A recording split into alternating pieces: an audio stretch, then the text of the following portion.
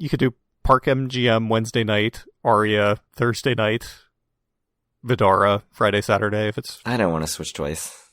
Yeah, I mean, it's like a 3-minute walk both times, right? But it's also like you gotta check out, then you gotta check in. That's all just lost time. Sure. No place to shit.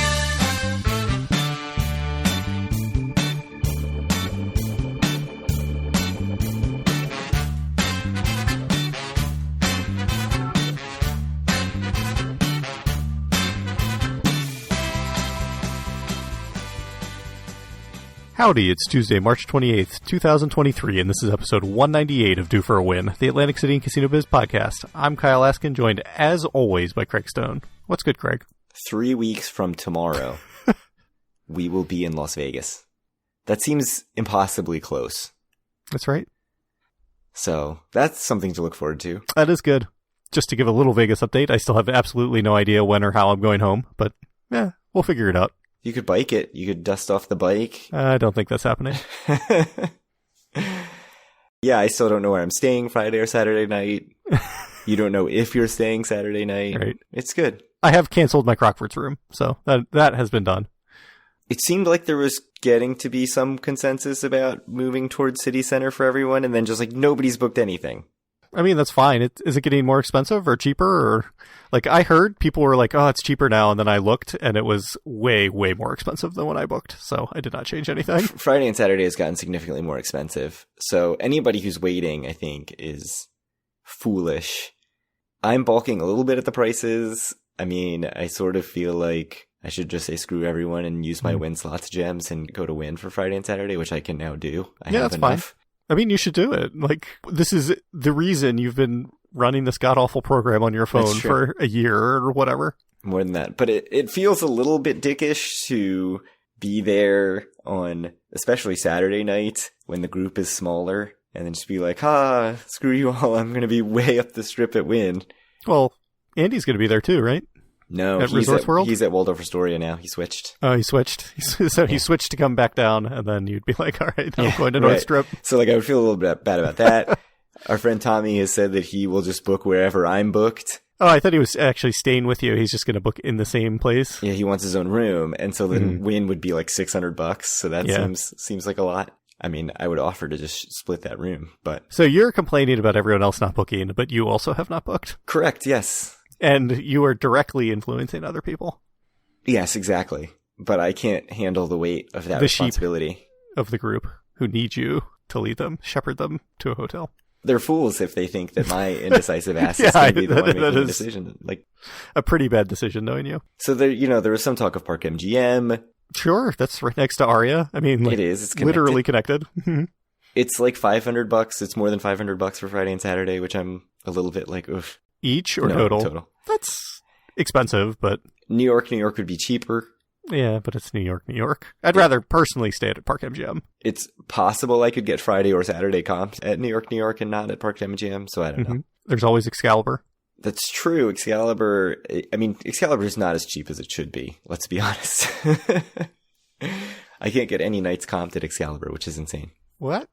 Nope. $20, I think, Wednesday, $40 Thursday, and then it's over $100 Friday and Saturday. Don't do this. Don't do it. You maybe do the clicking. No, don't do it. It's too late, man. Why don't you go through some history while I before that, check my situation. So I was going to switch to Park MGM because Andy moved to Park MGM for Wednesday and Thursday from Aria.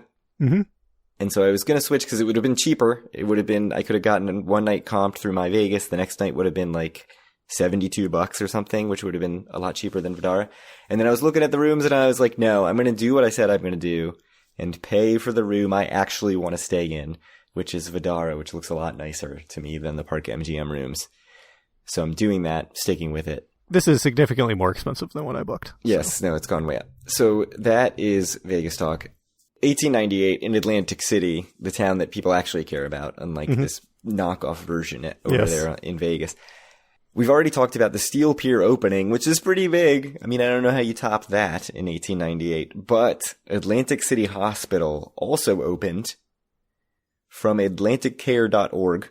Atlantic City Hospital opens at 26 South Ohio Avenue and admits first patient, 11-year-old Gussie Johan, who suffered a broken leg after falling off a carriage when a goat frightened his horse. And if that's not the most 1898 injury you've ever heard in your life, I don't know what is. So I think it's generally the same location. It's right around the same location as it was then. It's not the same building, I don't think, because a new one was built like less than 20 years later, or like started to be built less than 20 years later. The current location, the address is on Pacific Avenue, but it is at Ohio and Pacific. So what about 1998? So we've already talked about the Atlantic City Surf's inaugural season, which we'll get to later in the episode. But the Hotel Iroquois, later the Hotel Ludi, Hotel Senator, and King David Care Center was imploded to make room for an expansion of resorts. Yeah, I think it's just an empty lot, a surface lot. Not an empty lot, a surface parking lot now. Not more resorts. Know of a surface lot right outside of resorts. I can't tell if it's the main one that you actually would be using at resorts. The one we went to the time that Daryl McEwen gave us a ride down to Caesars. From what I could tell from old postcards, I think it's actually the one across the street from that one that is just like a paid surface lot. Certainly nothing that is Atlantic City, that is, resorts related. So at one time it was the home of the WLDB radio station. As the King David Care Center, it was a nursing home known for admitting AIDS patients, but that facility went bankrupt in 1997. So that's it. So how was your trip to Atlantic City? It was awesome, man. I can't believe it. I had such a good time staying at Borgata, just finally going with my wife. No, so we would have had an episode last week if I was actually going to Borgata. The plan was an episode last week and an episode this week. And we are in the process of buying a house. So we decided that that was too much stress to take on. We already went through the whole negotiating process while at Hershey Lodge with my parents and my brother and my sister-in-law, my niece and my kids. And that was a lot. And then we were like, do we really want to go now again 1 week later and do the same thing where we're dealing with all this shit?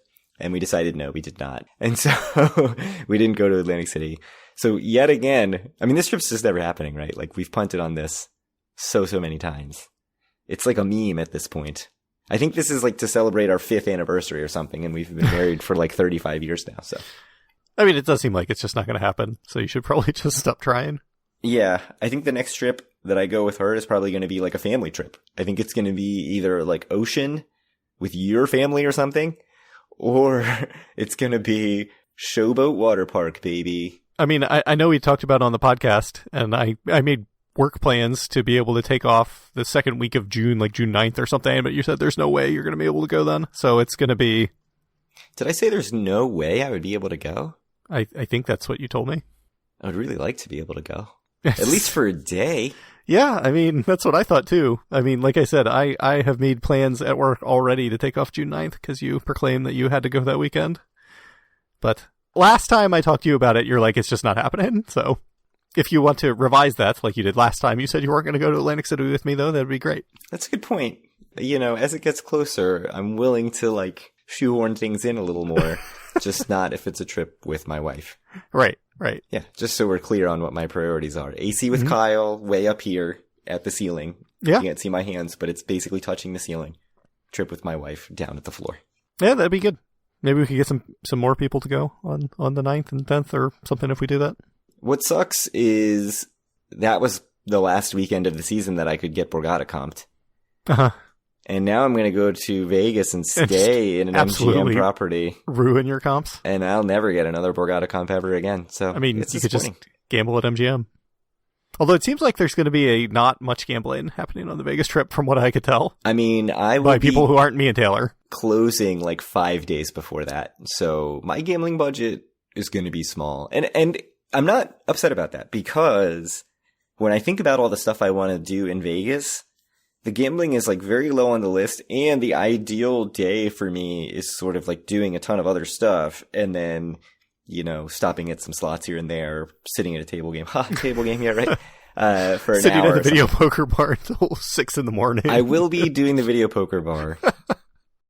So I was watching Matt Bridger videos, and he's going to be in AC around that June 9th time, which is part of why I wanted to go. Right. The whole reason I wanted to. That is the entire reason that you told me to save that date. So I was watching one recently where, he's from the UK, so he's on UK time, which is 8 hours ahead of Vegas. And he fell asleep, woke up at midnight, and gambled until 6:30 in the morning. and he's walking around Mandalay Bay. Like, the video poker bars are closed. So there are like 3 people in all of Mandalay Bay. And he's saying how much he loves it. And I'm like, this is so depressing. Like, I hate that feeling. I love it. I mean, you know, I love waking up early in the morning to go gamble when there's nobody on the floor. I think it's one thing if you're awake, right, and you've slept. But when you're still awake and they're like vacuuming the casino carpet and all the bars are closed and you see the like chains down on the stores and everything, like that really sucks. So I don't like that feeling at all. I mean, I'm like very different than I used to be when we would go gambling. And I don't think you were ever around for like my like real hardcore gambling days. No. But there was a trip where I think shared a bed with Dave, but I was never in bed like with Dave because he would get up and start his day at 7 or 8 in the morning before I actually went to sleep. So that sounds more like with the first couple times I went to Vegas. Like there were nights where I was up and the sun would come up. Yeah, for sure. Last time I went to Vegas, or you know, I remember there was a couple nights, like it was always me and Chris that would stay up until like, you know, 8 or 9 in the morning. But for sure, there was definitely several times that I was coming home with the sun coming up in Vegas, which is 3 hours even behind me. So not that I even want to do that at near 40 years old. I'm certainly not doing that anymore. I mean, I'm going to go to bed at, 10 o'clock or something. So random thought I just had. The increase in table limits everywhere has robbed you of even the possibility of having that experience. Would you really just gamble for like 10 hours through the night now, given that it's probably going to be like $25 craps, $50 pie gal? Yes. Okay. I mean, the one night that me and Chris were playing at Planet Hollywood the entire night, that was at a $25 table. I mean, there was like on weekend nights before it was $25 at the nice casinos, I think. Now it's $1,000. Like especially the casinos like Planet Hollywood that would have dancers come in and everything. True. So again, we've gotten onto Vegas. What about AC? So another thing, unfortunately, for our June 9th and 10th trip that's definitely happening is that Angeloni 2's is going to be closed. Angeloni 2's? Angeloni's 2? Angeloni 2's. I mean, if he was like Angeloni Jr., Angeloni the second, that would make a lot of sense because I still don't know why it's Angeloni's 2. I'm assuming he had another restaurant somewhere. But yeah, it's closing April 30th. Not to be confused with Angelo's Fairmount Tavern, which is like 2 blocks away, by the way. Could it be related? Could that be why it's Angeloni's 2? I tried to figure it out. Angeloni's 2, yeah. I tried to figure it out. I don't think so. Angeloni's is on Arctic and Georgia Avenues. It's run by Alan Angeloni. He's retiring. He's like done with this. I think it's more upscale than Angelo's Fairmont Tavern, from what I can tell from the pictures. I don't know if that's actually true. The food looks extremely good, so I'm sad that we missed out, but I never even considered it. So that's Angeloni 2's. Angeloni's 2. So get in your last trip in the month of April if you can. Yep. Then updates that are not closings. The big announcement that came out in the last 3 weeks, the Water Club at Borgata will be renamed. They're doing $55 million of room redesign and renovations. They're going to totally redo how the rooms look. They're going to add some corner suites, some luxury corner suites. I don't know if they're combining rooms or what they're doing with that. I couldn't find any specifics, but it seems like they're going to be basically all new rooms. And they're changing the name, so no more Water Club, which is a little sad because it's going to be MGM Tower. What do you think of the name MGM Tower? I absolutely hate it. Just a stupid, stupid name. Yep. I couldn't agree more. So $55 million, when Showboat said they were going to spend $50 million to renovate their rooms, we said, ooh, that's not even close to enough. This is a ridiculous amount. I mean, I don't think it's exactly the same because while I know people were saying Water Club rooms were getting a little bit long in the tooth, I'm sure that they need less than these Showboat rooms needed, especially as they sat vacant for years or whatever. Yeah, I stayed in a Water Club room, I think, last fall. It was very nice. It was a little old. Right. And I mean, like, the building's only 20 years old. Borgata, I think, is only 20 years old. Right. Because everything was like, this is for the 20th anniversary, but that's not the Water Club. That's the Borgata. Oh my gosh, I can't believe you're using your computer during a podcast. And it's just horrible. Like, who would do such a thing? I know. 2008. Yep. So 15 years. 15 years. Wow, that opened quick after the original Borgata. Anyways, that's Water Club news. R.I.P. Water Club. Hello, MGM Tower. MGM Tower. It is really just an awful name. MGM Suite. Give it something. Right. It's not suites. You can't call it MGM Suites when you just get a normal room. I think they call the room suites. I think they call the greatest hotel of all time, the Rio All Suites, or whatever they called it. That's a good point. Which we'll be at because we're going to go see Penn and Teller. But no more Vegas talk. Anyways. I stayed there in 2008. It was very nice. I don't think it's nice anymore. No, I don't think they've done anything since then, so. Yeah. This reminds me of, you know how Mandalay Bay, Delano, before it was Delano, was the, in all caps, hotel? Yeah. Yep. This is like that. MGM Tower. There's only one self-named casino tower in my heart, and that is the Bally's Tower. I can't make room for any other towers. Yeah, there's no, there's not a Caesars Tower. There's not a Tropicana Tower. Nope. Only Bally's Tower and MGM Tower. There are lots of ocean towers, but they're not at Ocean. Oh, that's true. Yeah, there are lots of ocean towers. And you don't really want to stay in any of them. I mean, I can only think of Caesars and resorts, but... Right, that's it. But still, that's two that aren't at Ocean. Yeah. And neither are great. Although I've heard that Ocean Tower has been refurbished in Caesars, and it's supposed to be very nice now. But when I stayed right before the pandemic, it was horrible. So, I think that's all the news except for data. Yeah. Good talk. Episode over. Do you want to mention there was a big hubbub about this $3 billion deal that the city maybe just signed about Bader Field, which I think actually guarantees nothing? Yeah, let's do it. No, that's it. I mean, I think that's what we have to say. I mean, I think they signed an agreement that some company's going to look into making a race car track at Bader Field. Yeah, so this was one of the two, the plans that anybody's been talking about for the last couple of years. This was this auto enthusiast development, as they're calling it. And the other one was this Bart Blatstein thing that he held a press conference for and was just like, yeah, I'll do this.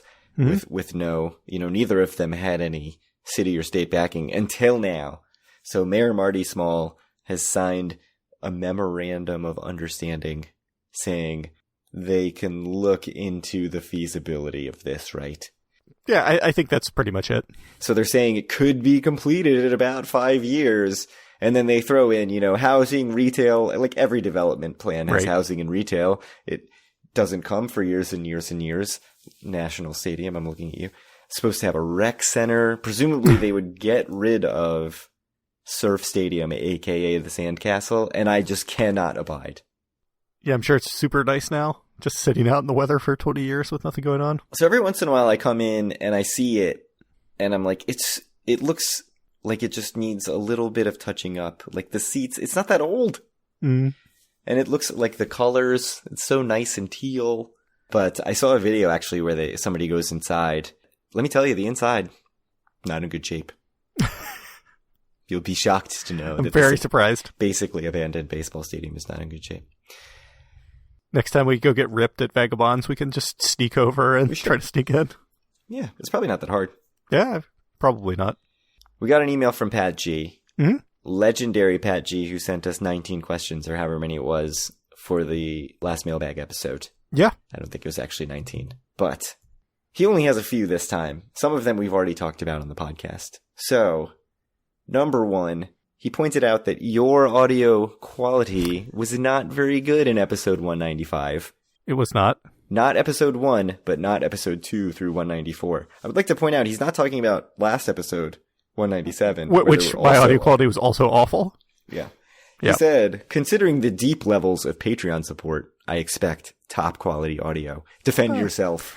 I think there is no defense. I would also appreciate having top quality audio, no matter how little our patrons really do to help us out. Yeah, I record this in my basement, in a wide open room, as everyone suggests you need to do if you're recording a podcast. Most important thing. But I'm right next to the hot water heater, which turned on in the episode, and I think the noise canceling just completely messed up my audio. And then last episode, we recorded the whole episode, and then you were like, I didn't have a recording on my side, which we figured out why this time, because my software didn't work. So we'll see how my audio is this episode. Hopefully it's better again, because we were trying something new.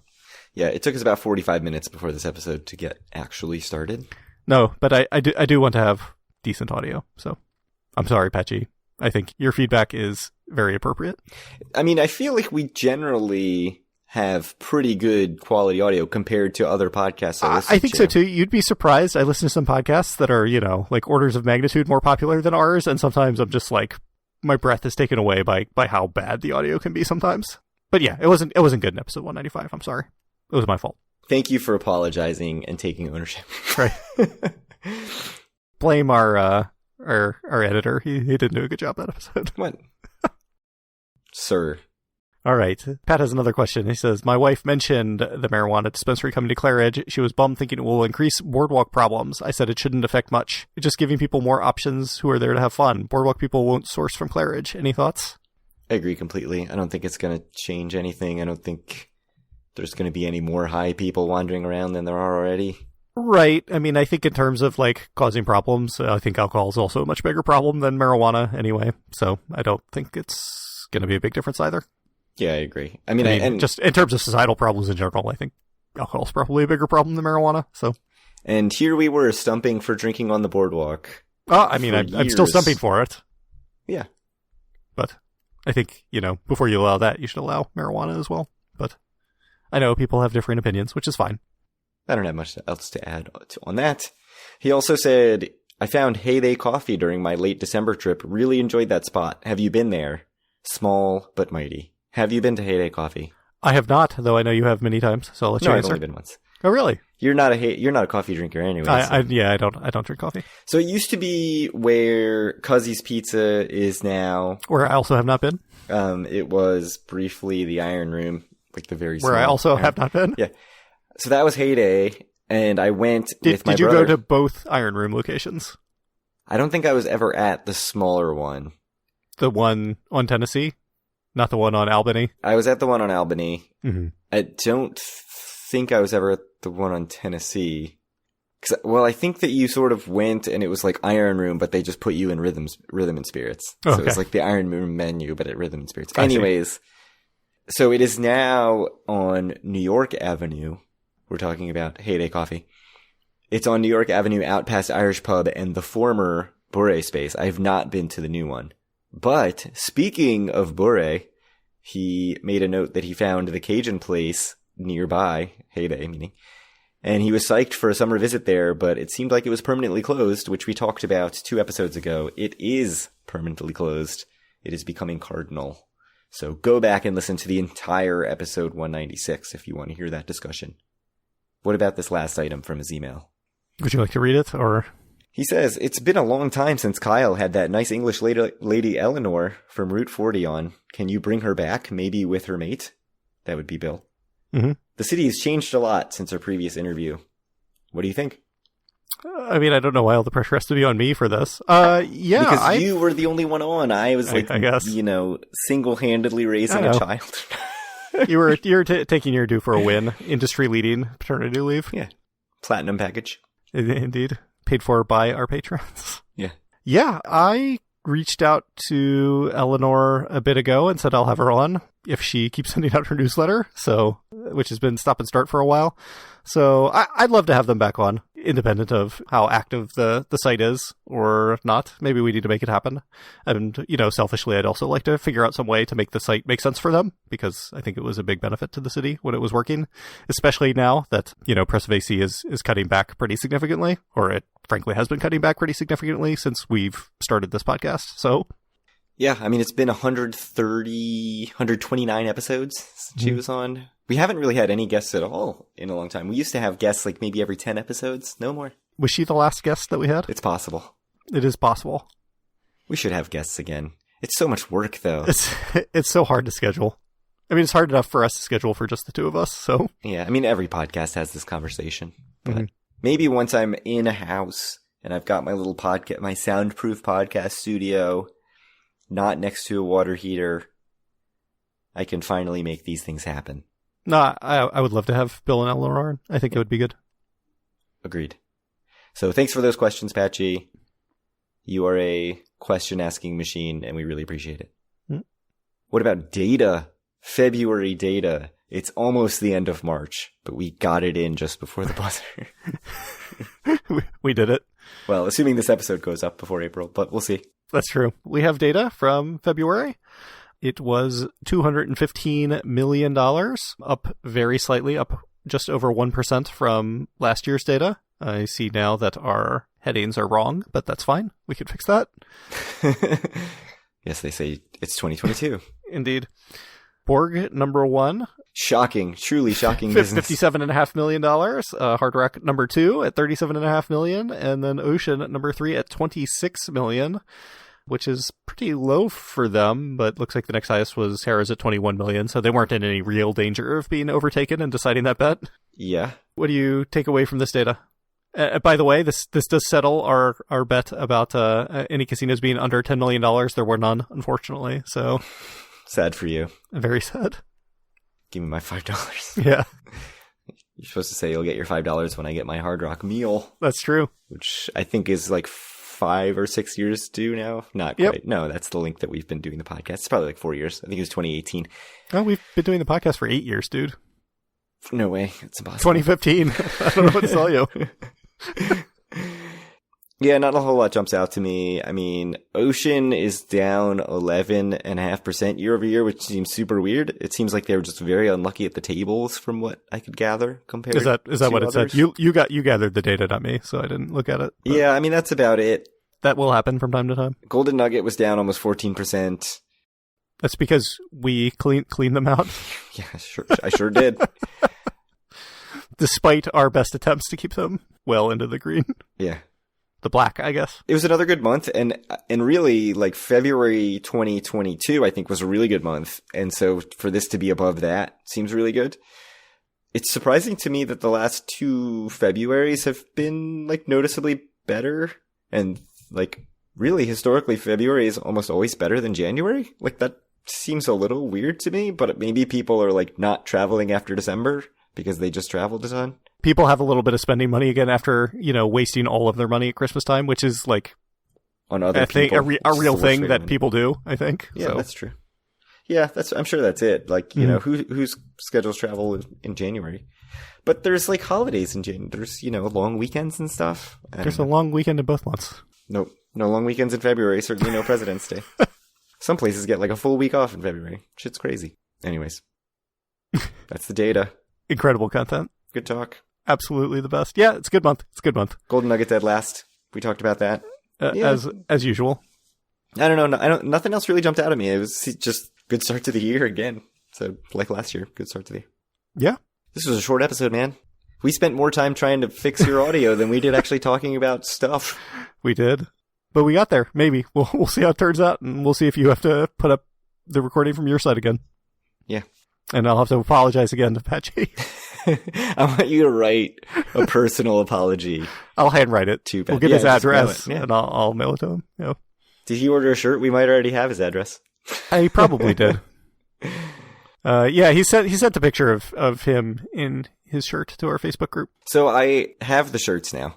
Mhm. I think there's only 4 or 5 left. They were just in a huge box that you gave me. Mhm. And I folded them up, and they're folded up in a stack. It's literally like a 12-inch by 8-inch square that's like 8 inches tall. It's a tiny stack, but they were just loose in this giant box. And it was just hilarious now that they're like literally just sitting on a shelf in my closet, taking That up no box space had, at all. 80 shirts in it at the start, so But they just never migrated it out. But the fact that you brought that box to Atlantic City made me dispose of that box in a trash can in the parking garage in Golden Nugget. No, you disposed of it in the Noyes Arts parking garage. No, I didn't. It was a Oh, Golden you took Nugget it with before you? I left. Yeah. Because it had the Phoenix Wright games in it. It did. Hey, how's that going? Have you beaten the first one? No. Ah, come on, Greg. I'm only like halfway through chapter 2, and then I'm like jonesing for it now. And then I give it to you. That I started playing Zelda Breath of the Wild again because the next one's coming out. And so why not replay a game that I already sunk 230 hours into the first time around? That sounds like a lot. It's a lot. It's a long game. I looked. I beat the game, and it was like 40 hours, though I did not 40 hours is do quick. everything that you did. I should be playing Phoenix Wright. And you should.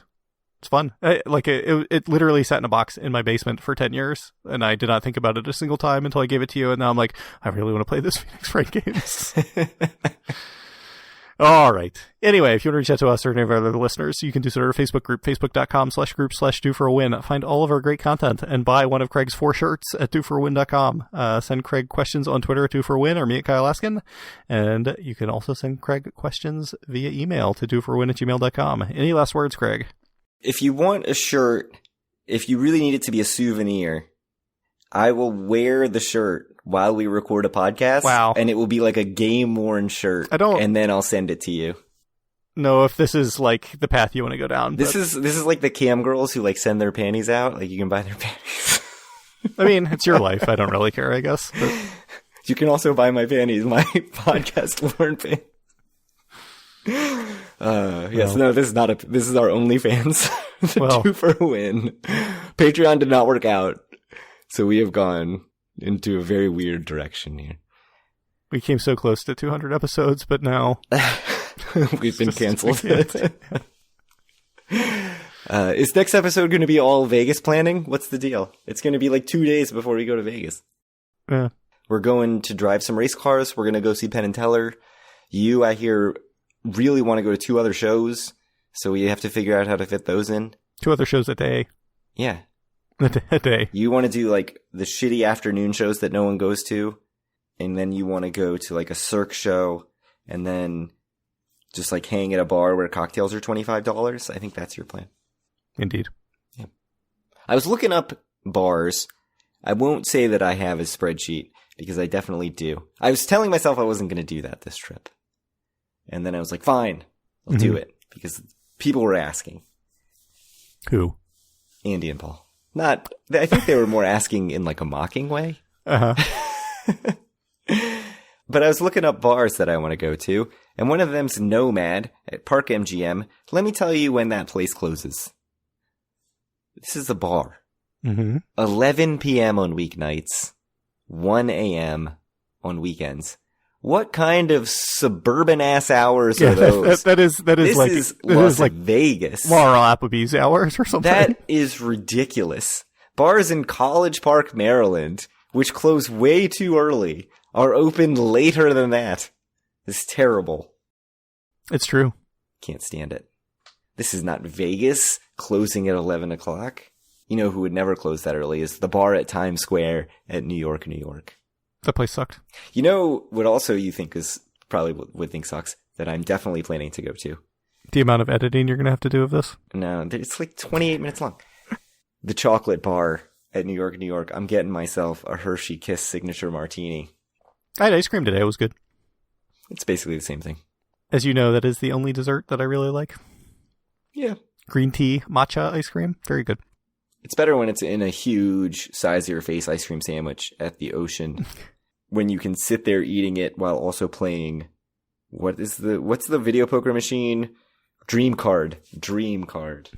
All right. Anyways, we'll see you all in Vegas.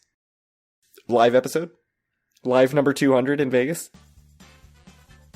I'm on strike now from the last 5 minutes of that podcast. All right, we'll see you all in a couple weeks.